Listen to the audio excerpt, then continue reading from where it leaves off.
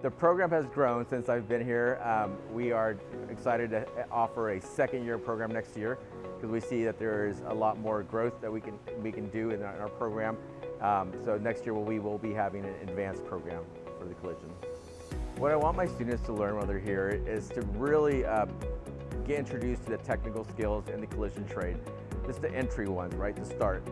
What I want them to do is to build that confidence when they leave here to go out and seek further education in the post-secondary or at a job training through different agencies to get further trained in the field.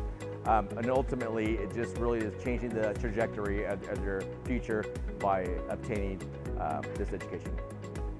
I mean, I've learned how the whole process, how to paint a car, and what I really want to do in my career is I want to become a refinish technician and painting cars and building custom cars, and I've learned a lot of that process here in this program.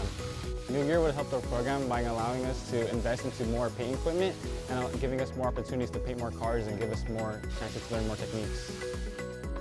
During this program, what I've learned is body work, being able to repair dents, do plastic repair, refinish, like painting, stuff like that. The soft skill that I've learned is communicating through through like a real in-shop, because I got an internship through this program. It was a great opportunity. Honestly, the best part of the program is the hands-on experience that we get. You know, this is really like, we're so grateful for this opportunity that we get. You know, a lot of kids don't get this type of opportunity. So we're just really blessed because it brought us closer as friends, you know, made us have each other's backs even more.